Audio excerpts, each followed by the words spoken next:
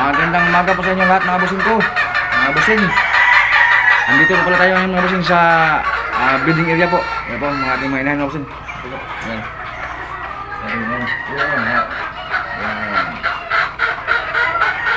Bali mga busing.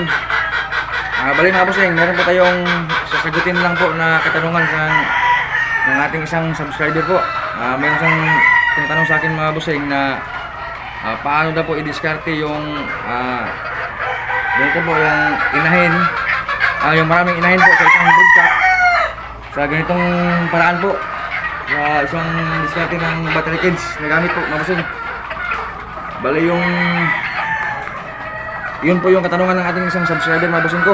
Bali sasagutin natin mga busing yung tanong ng ating subscriber po kung paano i-diskarte po yung maraming inahin sa isang broodcock mga busing. Bali, shout out na pala ako sa nagtanong, mga busing. Shout out sa iyo busing, magandang umaga po. Bali, busing, yung sa aking diskarte po sa pamamaraan ng battery cage yung gamit po, yung po yung mga inahin.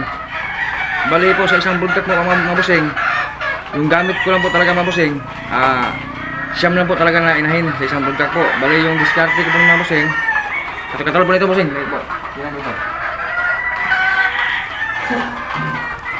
Ito mga busing, ito isang bloodline po na golden boy. Yan. Yan po. Yan. Ito mga busing. Bali 10 ito mga busing. Bali 10 ito mga busing. Ito.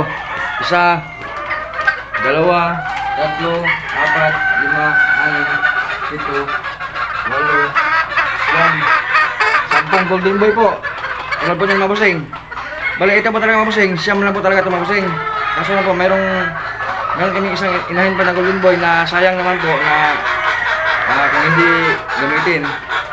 Bali yung pang 10 siningit ko na lang po mga busing yung pang 10. Bali yung diskarte po nito mga busing sa ganitong paraan po na battery cage po, paupo yung inahin sa isang broodcock. Bali po yung diskarte yung mga busing sa isang araw po mga busing. Kailangan po sa isang araw po 3 inahin na po yung papalahi mga busing para hindi po mabandal yung ating broodcock pag sa paglahi. Ito busing, ito po isa sa umaga, ito naman po isa sa tanghali, sa hapon naman po isa. Tapos mga busing, pagka kinabukasan po, ito naman po isa.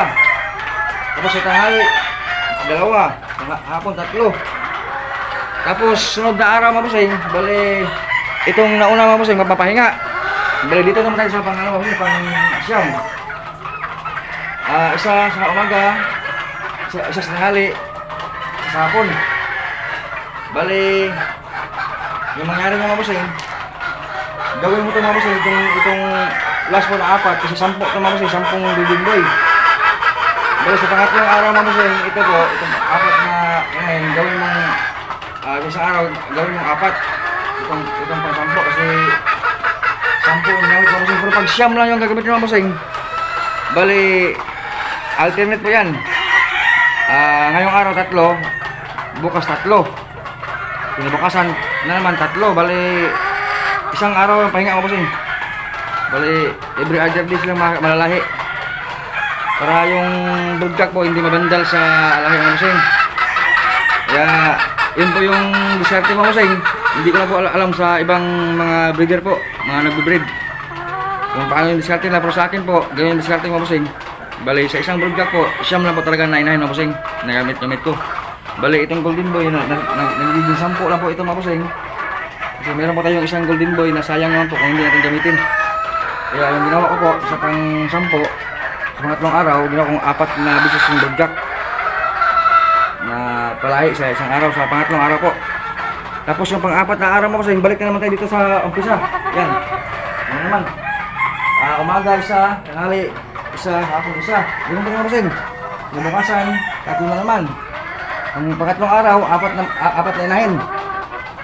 Pang-4 na araw, balik na naman sa umpisa. Ganyan na po busing.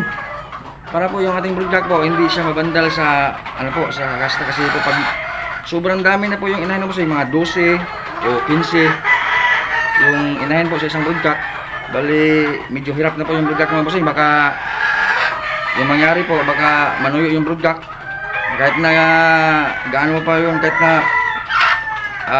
every 3 days, araw-araw mo silang sinasaksakan ng gamot para ano, hindi pa rin ubra mga bossing. Kaya mas mainam mga bossing. Isang broadcast po. Siyam lang dapat mga bossing. So ayun lang mga bossing, shout out ako sa nagtanong.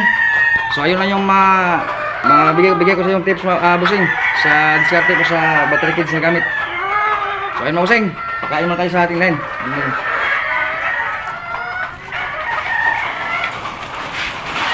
Bali yung pakain ko mga bossing, hindi siya puro pellets mga bossing, meron siyang kunting mais. Ayun po, kunting mais mga bossing. Ito po yung diskarte ko mga bossing. Ayan. Kasi pag puro lang po pellets mga bossing, ay, gigamit ka ng GMP4 successor. Pag mix mo, pag yun lang, yung mga po masyadong ano po, hindi masyadong mahigpit yung laman ng mga bossing. Saka dito halos na mataba. Kahit na kunti lang pagkain mo, hindi katulad mga bossing may mais, luluwag yung katawan ng inahin mga bossing. Sa diskarte ko mga bossing, pero sa iba po hindi ko alam po mga bossing. Kaya pagkain mga bossing.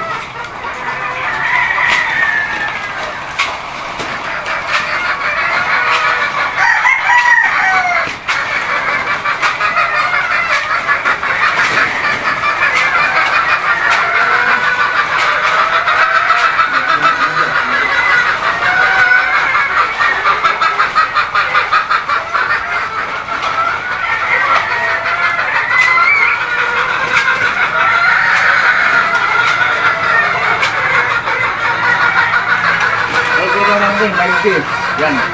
Siyam na lang natin. 4, 4, 6, 8, 9. Bale, siyam lang yan natin. Tatlo lang mga bossing sa isang araw. Ito na mga bossing.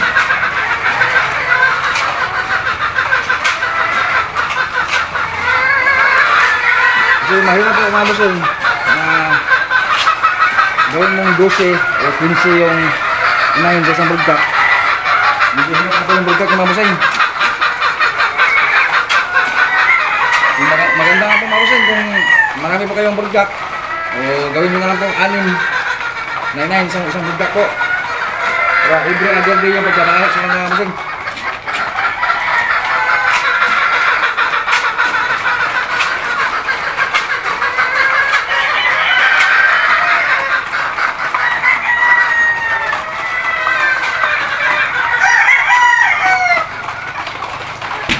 So ayun mga bossing, hanggang dito na lang ating video mga bossing. Shout out na pala ako ulit sa nagtanong ng ating subscriber mga bossing.